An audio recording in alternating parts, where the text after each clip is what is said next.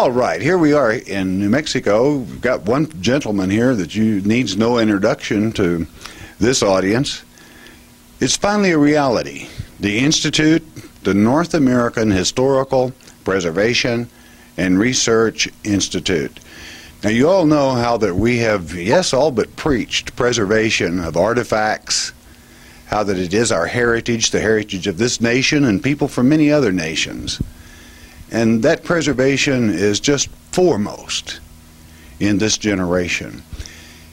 It is now possible, as you're going to be filled in, for a layperson who has interest in this sort of thing to actually make field trips hand-on in some of the history of the old Southwest, the West, and just information that brought forth, and all in the name of preservation, to make known the history, the peoples, and the signs they left. You know, as we've said, rocks speak.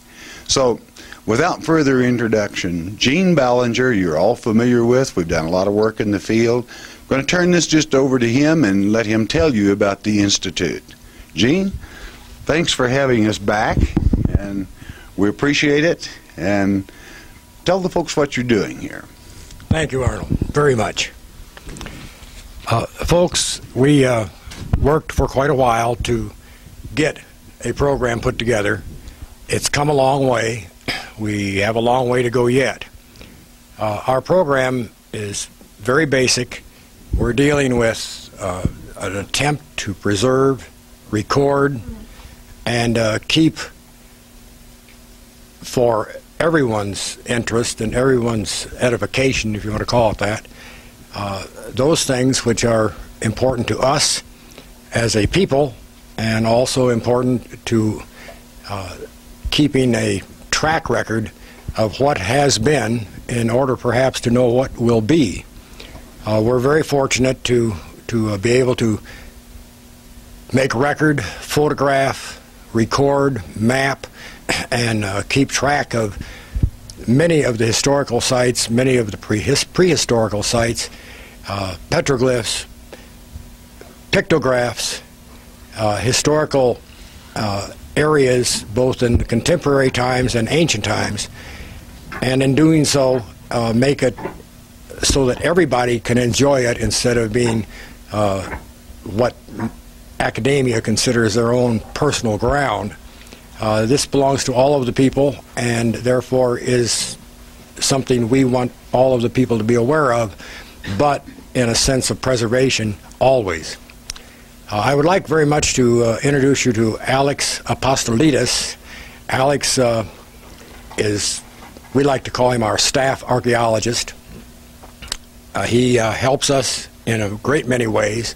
He also gives to us a ability to have field work done under the auspices of an archaeologist, and a control factor so that everything is done properly, be it just a field trip or an on-site work situation. And Alex is one of my favorite people, and he probably will become one of yours too. We ask you to bear with us and understand that we've come quite a long way. We've got an awful long way to go, and as we go in this program, we'll be asking you to help us do that. Alex, I'll just turn this over to you, and you can go right ahead. Yeah, I don't know what I want to say, Gene. Well, it's up to you. No, this is a celebration of a dream that took form in Gene Ballinger's mind a long time ago. We have a good bunch of people. He's one of the finest men I think I've ever met, and I'll say that to his face. We have a heritage here that is so rich because, unlike Europe, thank God, a lot of it has been unspoiled. A lot of it has been spoiled. It is one of our missions to preserve what we have for tomorrow, for our kids, for your kids, your children to come. And unless it's done now, in another 5 years, there wouldn't have been much left, would there, Gene? No, I don't think so. We see destruction every day around us. Our mission is to research, to preserve, to publish, because every site, we will not be digging, period. Rock art, rock writing is one of the main areas of research. I call them libraries in stone. I don't like the term rock art anymore. It's rock writing, and these are libraries in stone that are part of our heritage here in the Southwest. We will be exploring them. We will be introducing people to facets of our past, and by virtue of our past, our future, that otherwise I might never know, otherwise would be lost completely. And to me, it's a privilege and a pleasure to work with you, my friend. Well, Alex, perhaps you can tell these folks what they can expect, and more so, what it really is. Many times Dr. Murray has shown artifacts, has shown rock writing, has shown these various things on a first-person basis, and perhaps the only place people will ever see or understand them. This takes it a step further, I think, if we can take them and show them, the people, such as what you have here. Oh, I've got a wild one. I've got a wild one here. Can we get a tight close-up of this? I'm going to give you a full face and profile.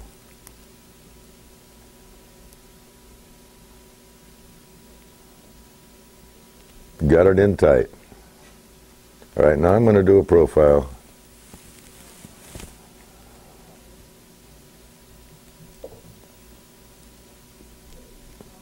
We'll give you about 10 seconds to think where this piece came from. Thank you. This is a piece was given to me, oh Lord, 30 years ago from Veracruz in Mexico. He is Asiatic. He is not an Indian, as we know are North American Indians. We find traces of travelers, for want of a better word, from long before Columbus's time. We're just scratching the surface. I am very skeptical about a lot of claims that have been made, but you must keep an open mind. And I think this is what the Institute is about almost as much as anything, is keeping an open mind and not shutting yourself off to new experiences, to new learning, because the minute you shut yourself off, you're blind. You might as well put walls around yourself. Gene will come to me and say, oh boy, I think we found so-and-so, and I may laugh, but I'm going out and seeing it. And a little bit, as your knowledge widens, so does your tolerance, so does your willingness to accept other views other than your own. I've had sites that were at least 25,000 years old that could not be published because at the time there was a man named Hrdliška who maintained stoutly no one was here before 5,000 years. That has since been exploded. We have things in Comalcalco in Mexico with bricks, glazed bricks, which were not part of the Mexican tradition as we know it, with brickmakers' marks on it that were Roman marks. They were ballast bricks from ships. Who am I to say, or who is anyone to say, it couldn't happen? So there is this thrill of the possibility of discovering something new every day of your life. Every day is a gift when you wake up in the morning. And this possibility that keeps us going. And as I used to say many times, the more I learn, the less I know. So understanding is what we're after. We will be doing research here. The Institute has been blessed with one of the best bookstores, nonfiction books on the Southwest. We're fortunate enough to have facilities finally that where the work can be done.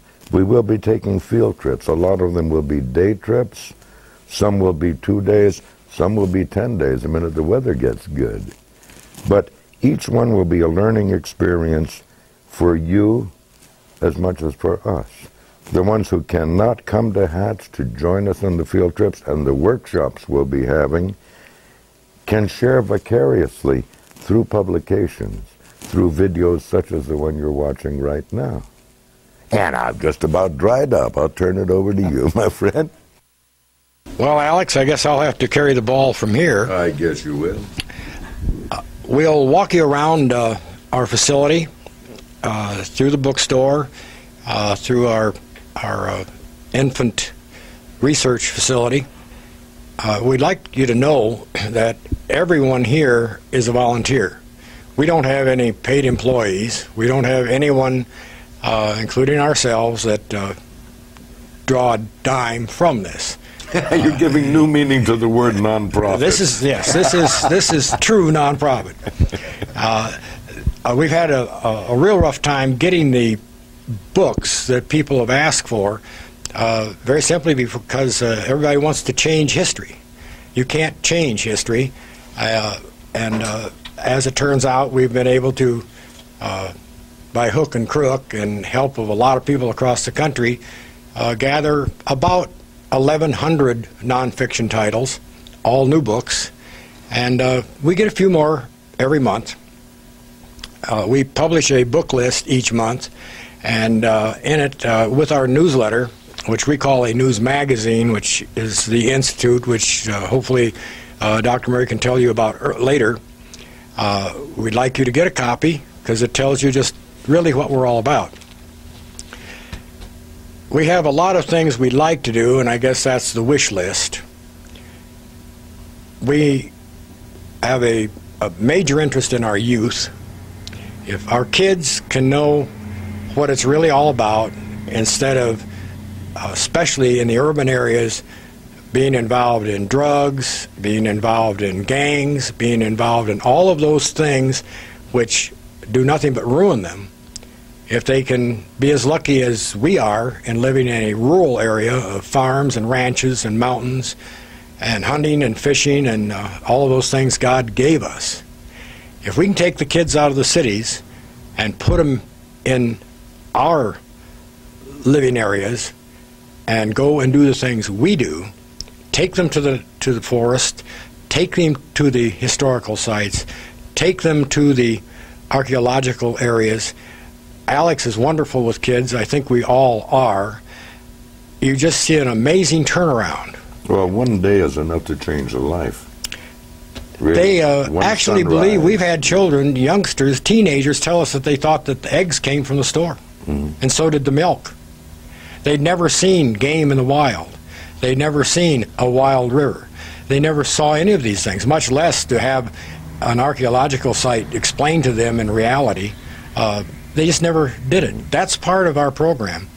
Not only do we take the adults, we take the children and the teenagers, and they're a different person, a different group, just after one day with us, as Alex said. Now I'd like to introduce somebody else who has been a real driver. We're Southwestern folks, and the gentleman I'm going to introduce you to comes from New York State, but he's been coming out here, and this will be his home, for over 30 years. He is the president of our little organization. He's been a main man in helping us get to the point we are now. He is a dear friend and as sincere as you can possibly get. His name is Gordon Logsdon. Gordon's wife is a nurse with the Veterans Administration, and Gordon has his own business back in New York and now here in New Mexico. Gordon, I'm going to turn it over to you, and you can introduce yourself. Thank you. This is a real privilege, and as Alex was mentioning before, this really is the culmination of a dream. It's been for, what, 20 years or so, Gene, that we have talked and discussed, talking about having a place like this, an institute like this, somewhere where others can come and have the time and ability to be able to share in the wealth that we have. And we do have a wealth out here, not just here, but also at other places in this country. Right now, the focus is on the Southwest, but we, in the next few months, and few years hopefully, as God gives us the energy and strength, to actually expand from the Southwest into the Midwest and into the East, because there are other sites and other places where the rock carvings, the rock languages are there, and we want to document those as well. So this is going to be a national program. Although we're starting here in the Southwest and this will be our headquarters, we do want to expand and bring it to everyone. And it's a real privilege and an honor. I love it. Gene? Thank you, Gordy. I call him Gordy. We have an opportunity, and great thanks to Dr. Murray and Shepherd's Chapel, to get this message out, to let people know what we're doing and why we're doing it, because it isn't us individually. It's the ancient ones that were here.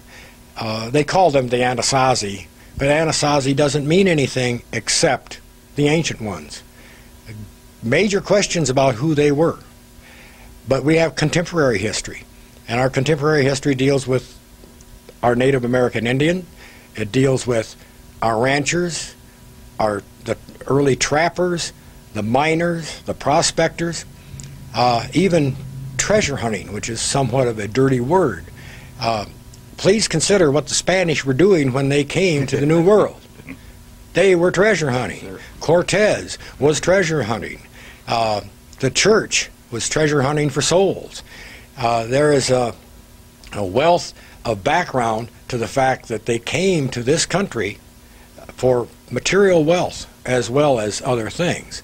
So when we cover the ground, we cover mining, prospecting, treasure hunting.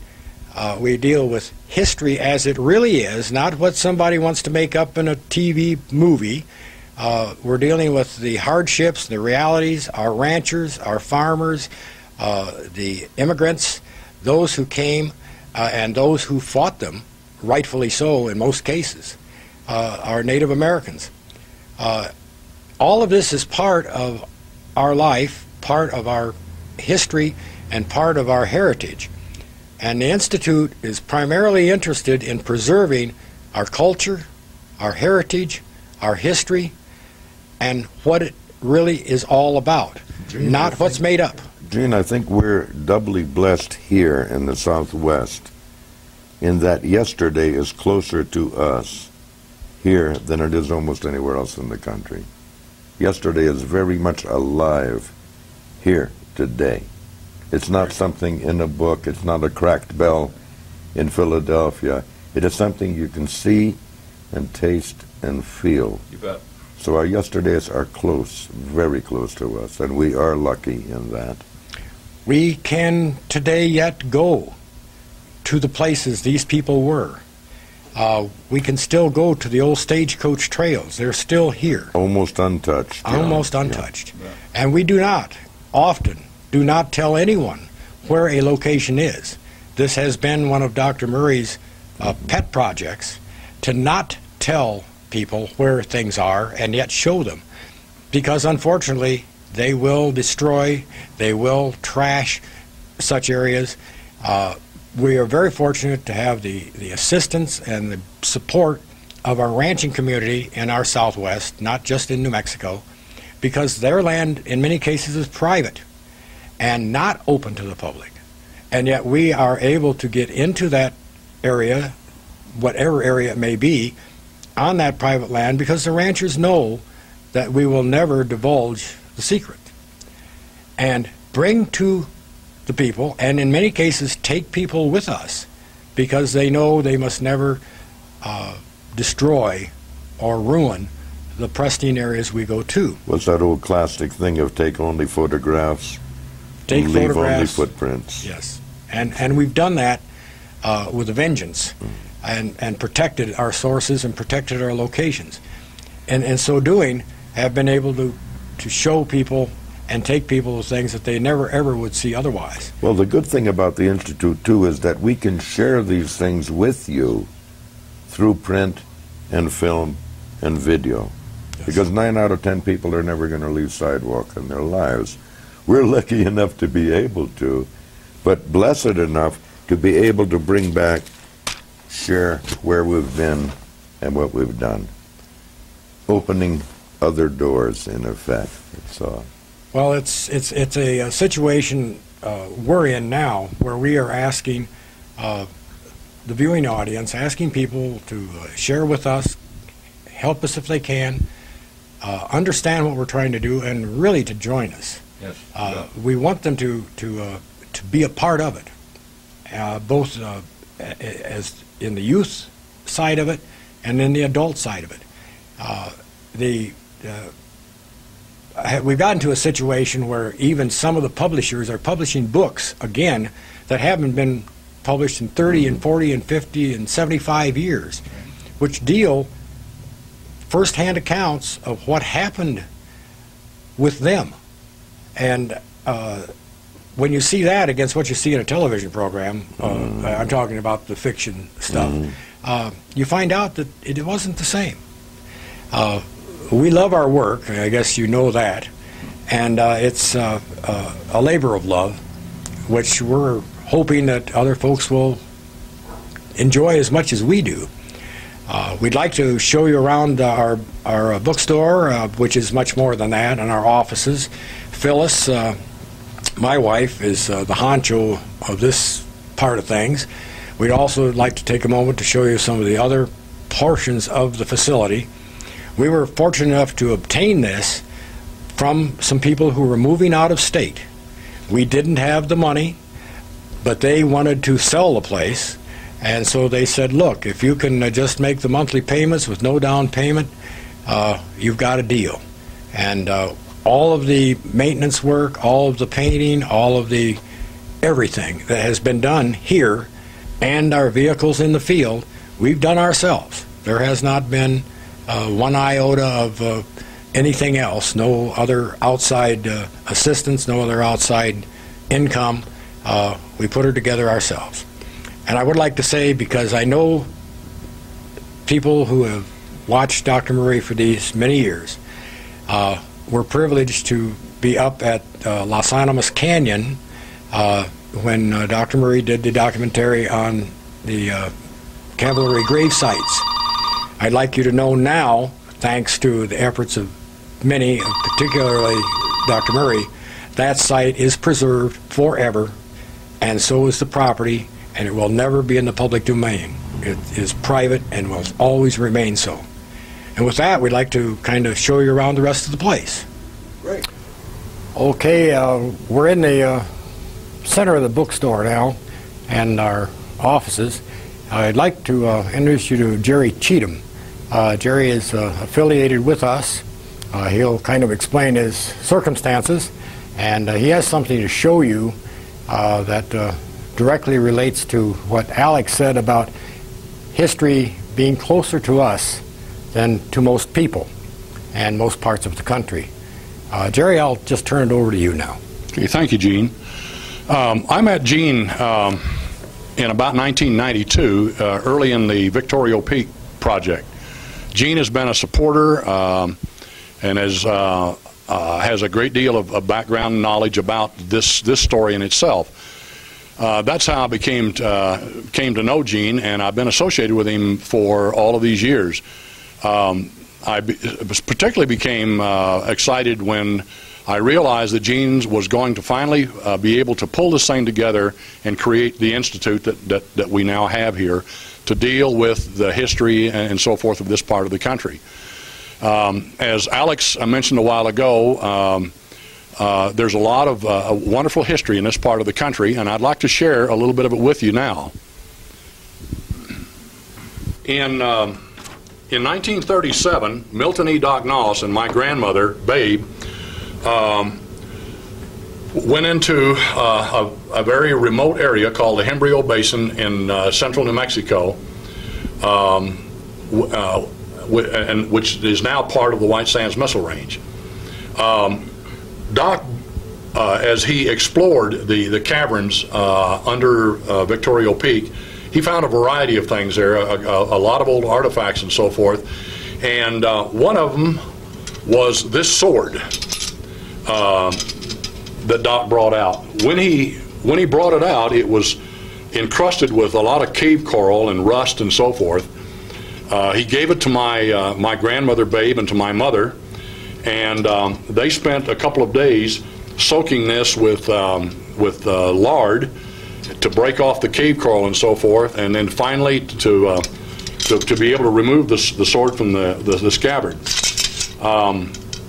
What is very interesting about this sword is, based on independent research, this sword was manufactured in Klingenthal, Bavaria, we believe about 1756. It is the type of sword that would have been used by Maximilian and his soldiers during the Maximilian era. The sword is in relatively good condition, and as I say, it is a sword that was manufactured back in the mid 1700s. This was one of the many artifacts that Doc recovered from Victoria Peak. He recovered a crown. It was a female crown that had 243 diamonds and a pigeon blood ruby. We're not sure the origin or the owner of the crown. There's a possibility it may have been Carlotta's. There were several other artifacts that came out of there. There was a lot of armor and so forth. There was some old chainmail armor that a gentleman in Las Cruces had in his possession and wore several times in the parades and so forth to show it off. One of the interesting things that came out of there was a silver napkin ring that we have been able to trace back to Talbot Hall in England. It's a beautiful napkin ring. It has a date on it. I don't recall exactly what the date is now. It was, I believe, 1868 or something like that. But at any rate, it's kind of curious how that napkin ring got all the way around the world and under Victoria Peak. Well, I guess I'm going to walk around a little bit here in the bookstore just to give you an idea of what we carry. This grouping deals particularly with our Southwest, with the type of flora and fauna that we have, the reptiles, the animals, how to live in our Southwest, from medicinal wild plants to family farming.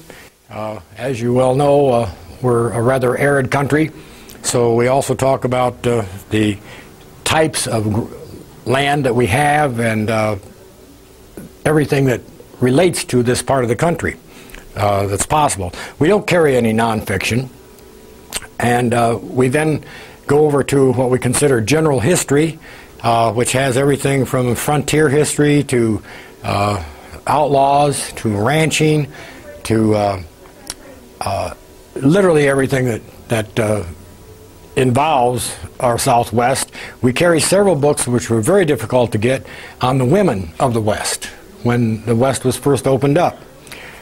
We have Ben Lilly, who many people still living here know and knew Ben Lilly, a lion hunter. Aldo Leopold, who was one of the great of the first conservationists, and Aldo Leopold Wilderness is where the cabin at the Animas is located. Alfeo Baca, everything that kind of associates to the real Southwest, we have tried very much to cover. We have some Mormon history, because the Mormons came to our Southwest very early on. The whole idea is to bring to people by mail order in many cases and through the door what this country really is all about. And we've had a tough time putting this kind of stuff together, but it's here.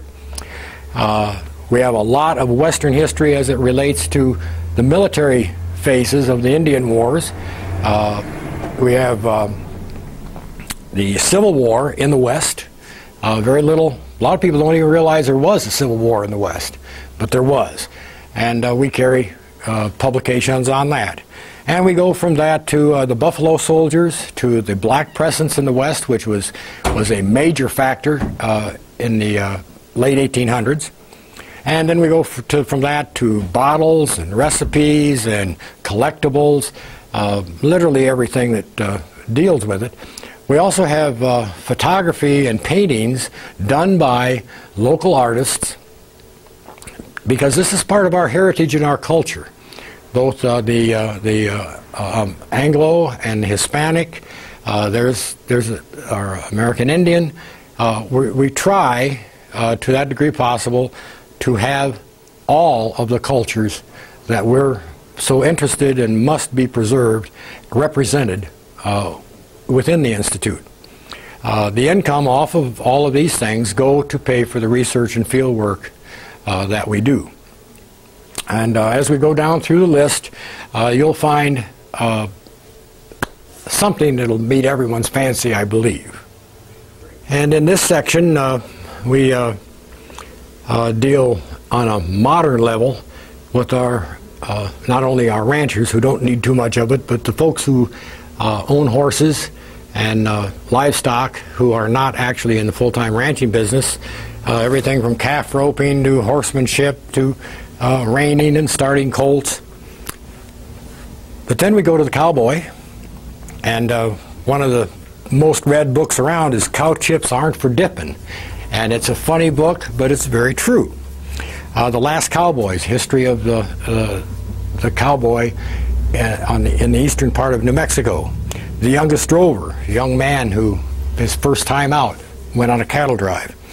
Wild Horses by Mrs. Pendleton, first-hand accounts of a lady who became a rancher in New Mexico right at the turn of the century.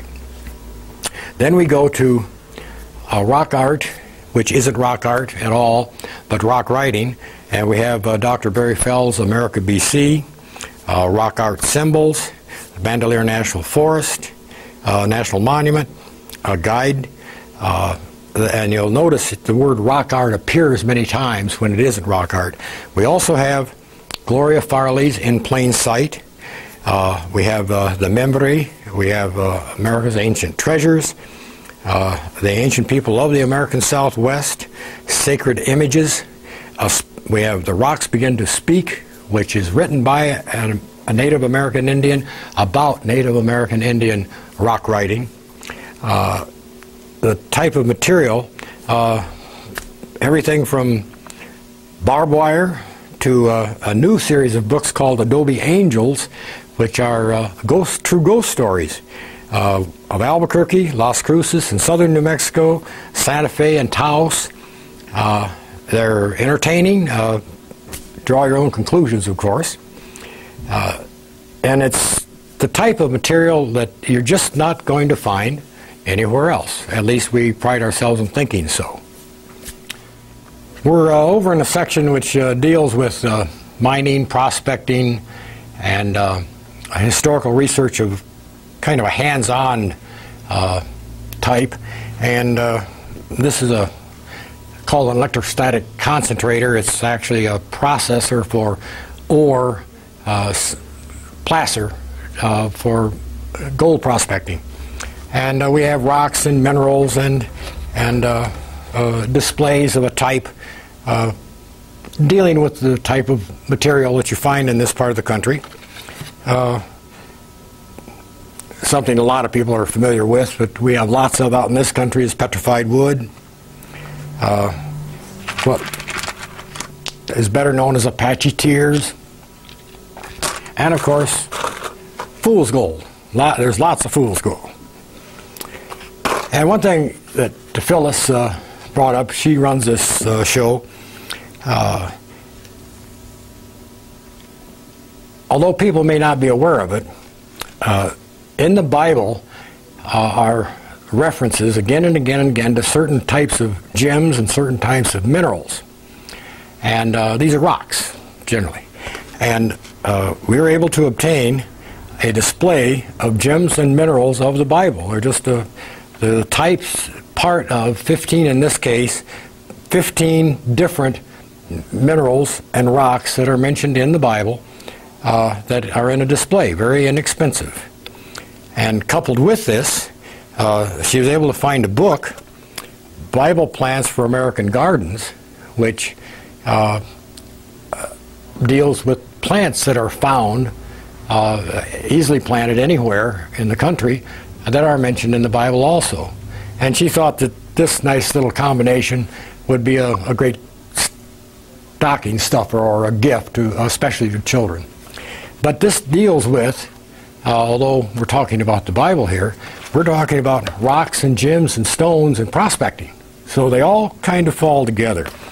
And this also is part of the Institute, because when we're in the field, if we cross a stream or get into a placid area that shows that it might have some color, we're not above testing that to find out if it does carry color, in this case gold or silver.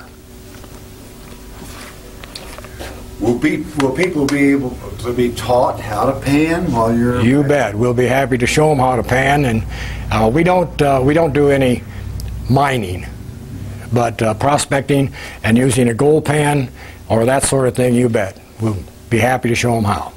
Can't guarantee anything, but we'll show them how. And I'd like at this time, if Gordon, the other side of this whole thing is what we want to do and where we're headed. I'd like to have Gordon kind of show you what we call our computer room, which is where we do our research, have our database. Every site that we work is mapped, recorded, photographed, measured, and then put into a database. And this is the beginning of that side of things. Gordon can show you that room, and then the two sections of the building which we have not been able to complete, and what our hopes are for those, and what perhaps you folks can help us do. I'd like to give you viewers a little preview. Actually, this is a very privileged thing for you to see this map. This map does not get seen by too many eyes. The reason why, you'll notice on here where it says glyph sites and ogham sites. Every single one of the sites that have been identified as ogham sites, petrograph sites, are marked on this map with small red dots. And around the outside are some of the pictures of some of the places that we have been. What we do after we've gone out in the field is take the information, take the coordinates, and then we utilize this equipment here. This is our base equipment here that we can use to put down on disk and on hard drive to remain forever property of the people of the United States in this area. All the different things that we have found. Every site that's on this map, by the way, Dr. Arnold has been there. So this is just some of the things that we're doing. As we expand, of course, it's going to be in more than just New Mexico. We're going to be going in Arizona, into Texas, and expanding nationally as we go. And I'd like to take you outside and have you take a look at the buildings and the surrounding area and some of the things that we're looking to do in the future that we need your help for.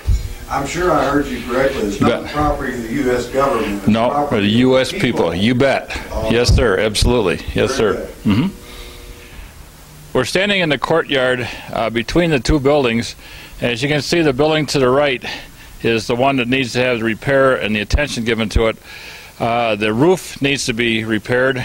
The outside walls are adobe, and they also have to be repaired. And also, at the adobe portion where he's panning right now, there's another building on the inside which is totally self-contained. It is a temperature-controlled, humidity-controlled environment which we can use for photography or museum or whatever we would like to use it for. The front portion of the building, which we're going to go into in a few minutes, is something we really need desperately, because our motto at the Institute is deeds, not words. We would like to have this organization to be a self-sustaining organization, and for the time being right now, we need a little bit of help to do that.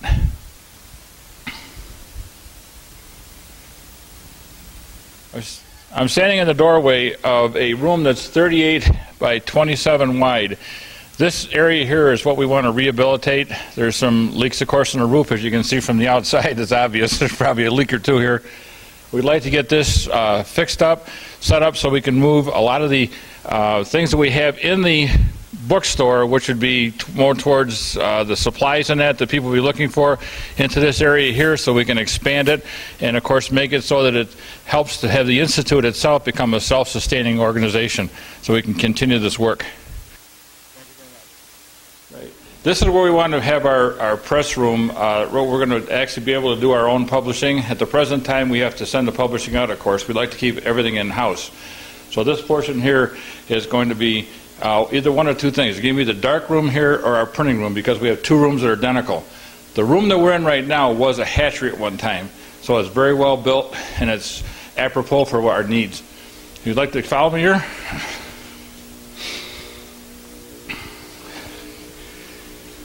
Just to give you a little side note, we talked about children. If you'll come over here, Dave, I'd like to have you show them the computers. This is what's left of some computers that we got from the university, and what we did was we refurbished them and gave them out to students in the area that did not have the ability or the funds to be able to have a computer of their own, so they can continue their studies at home like they would at school. This here is the main portion of the room. And what we're going to be doing here is putting up a gallery and also a living museum. Different exhibits that are going to be coming through from time to time can be put up here, and the public is welcome to come in and take a look at it. You folks, you are welcome to come down and look at it as well.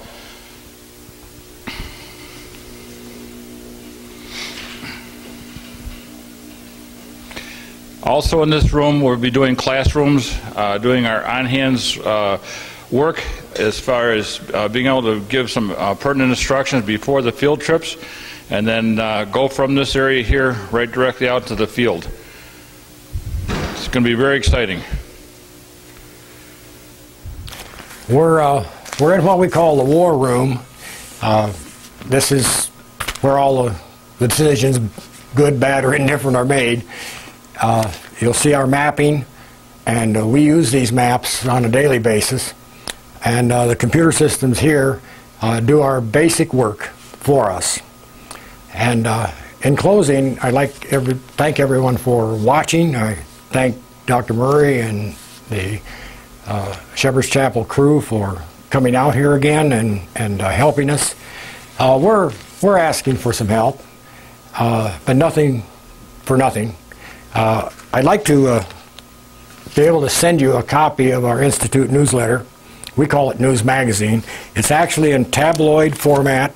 It tells everything that's going on, all our field projects, also details articles and stories you'll never ever see published anywhere else. We would ask that you help defray our printing and shipping, mailing costs, and ask for $2 for a copy. We'll credit that $2 back if you choose to subscribe to it or join the organization. We really hope that you'll appreciate what we think we're doing and doing the right thing, and we also appreciate your comments, your suggestions, your help, and your ideas. And I want to again thank everyone, and thank you, Dr. Murray, for letting us come into your homes and tell you what we're all about. Thank you very much. Gene, we want to thank you again for having us. It's always a pleasure. I'm so happy that you got the Institute off the ground, and it preserves the heritage for our American people. So we just want to congratulate you and thank you for having us. Okay. Thank you, Arnold, so much. Thank you. Thank you. Alex, thank you very much. God bless you. It was a pleasure. It's a delight to meet you. It's fantastic to have an in-house archaeologist. It is, especially with a name like Son of the Apostle in Greek. There you go. All right. God bless you. Gordon Loxton, it's a pleasure having met you, and thanks for being a part of this great institute. Thank you very much. Thank you too, sir. Hi, this is Dave Murray with Shepherd's Chapel.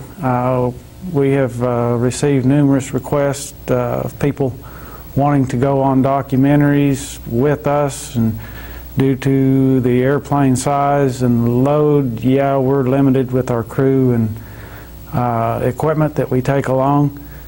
But Gene Ballinger will give the opportunity for you people to visit some of the sites in New Mexico that we have been on documentaries and done. He can take you to the Oldham sites, the log cabin sites, Rincon Mountain, numerous sites in New Mexico. Gene's taken us to a lot of places to do our documentaries, and Gene now also has come up with a new magazine. It's called the Institute, the North American Historical Preservation and Research Institute.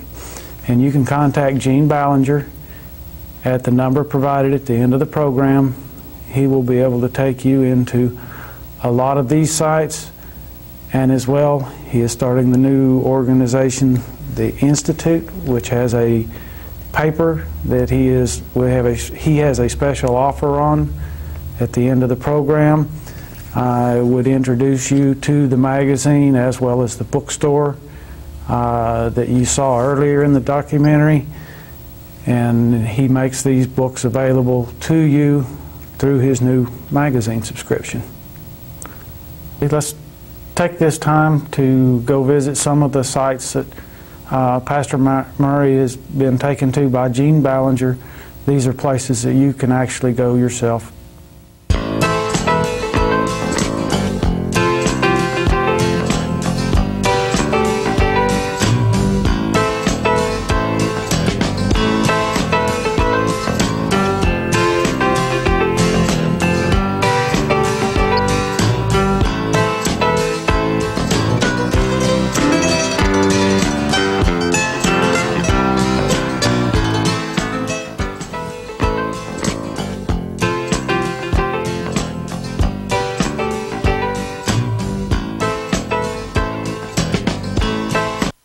Well, ladies and gentlemen, here we are again in the great Rio Grande River Valley.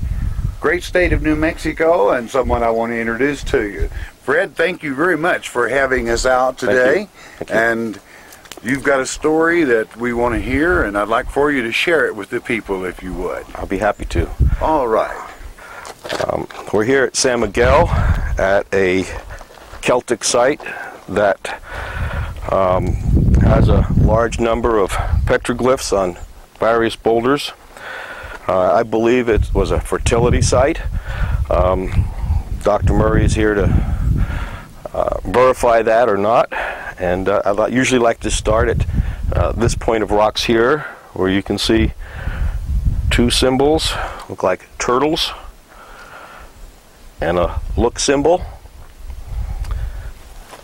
Just up the hill from us is another on this flat rock, and we'll work our way along the waterway where we have a fish which may indicate to follow that course, and we'll start from here. Here we have a look symbol petroglyphed in our rock and a trail sign to follow this particular contour, which will take us over about another 20 feet to another boulder that's petroglyphed with a fish. With his hands down. Most of them here have their hands upraised. And we're going to analyze this stone after the research at the studio, and if we may, let's have the stone itself, the beginning of it. I believe that what we have here is a tally. Now, I want you to note the woman to the side here that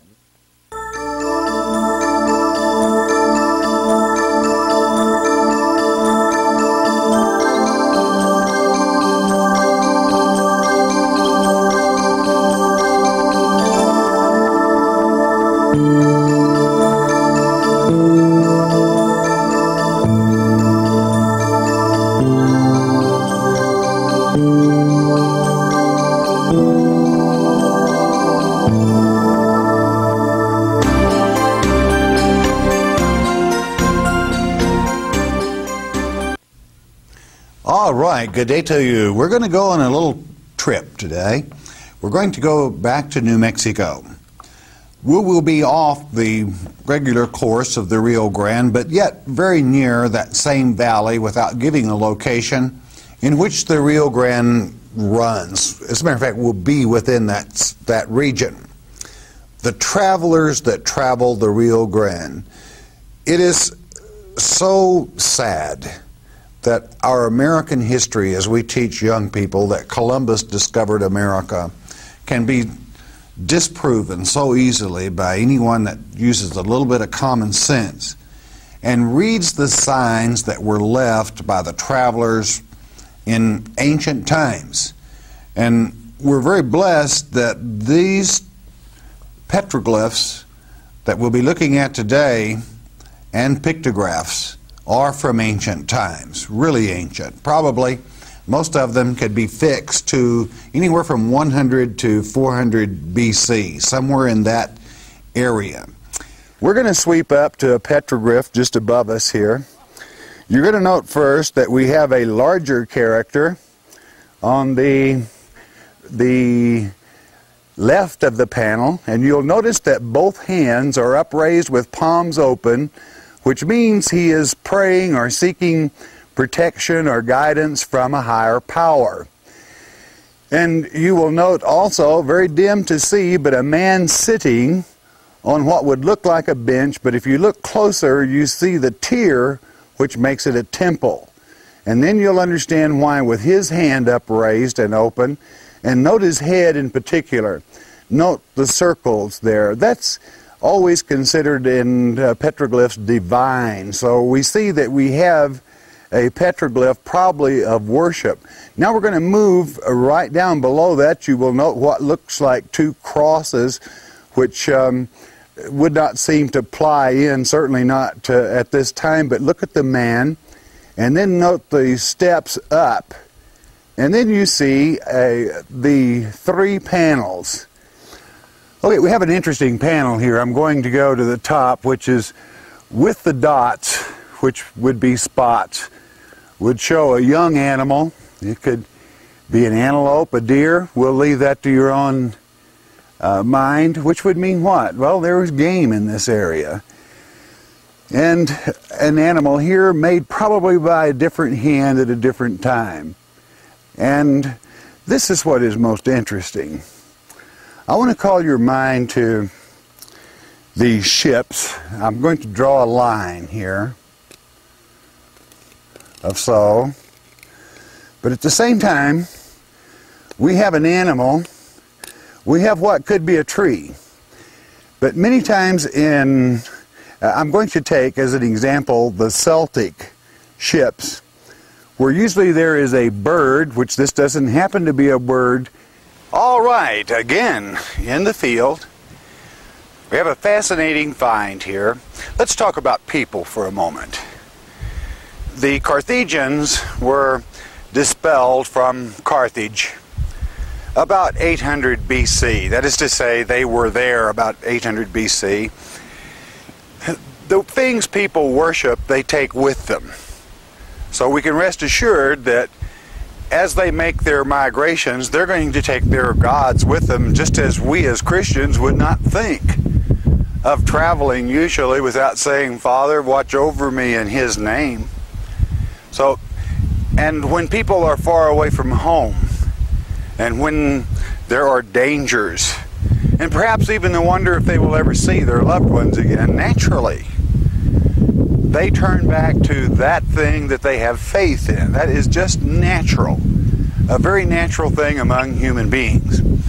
Now we're back in the state of New Mexico, and we find here that this little moon goddess named Tene, you'll find her all over Europe, basically, all over Africa, in South Africa, but she originated, it is believed, with the Ephesians, and some scholars think even further back than that, with the Egyptians. What is she? Well, she usually has a round head, always, not necessarily, but most of the time, with upraised arms giving a blessing. And usually it is a triangle such as you see here, which has to do with the pelvic area, and usually all you'll see is a round circle with a triangle below it, which represents the feminine, the moon goddess, and the feminine to document that it is a woman.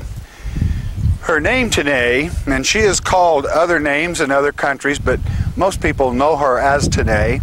She is been found all over the U.S., but I think probably we have one of the better finds here, in as much as even the eyes themselves, as you can see, are very distinct.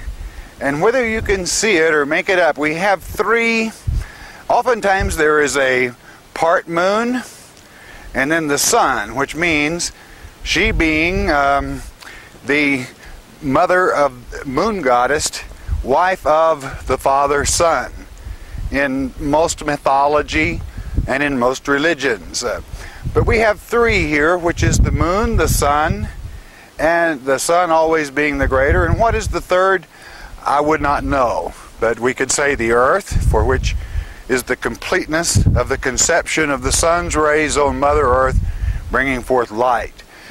Now, we have a very unusual thing for the United States. I only know of one other place that we find today, and this Phoenician, and I say again, Phoenician symbol, which is a symbol of Tene, with part probably having fallen away, but yet to the scholar, no question, the Phoenician symbol for Tene.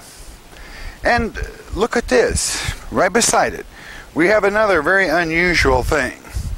This being, we see the feet, and we see the labyrinth, with antennae, which is the mother goddess of water, the mother goddess of water.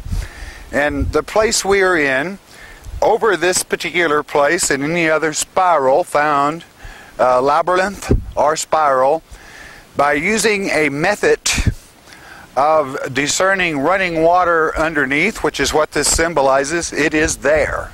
So we're going to go now to Tene.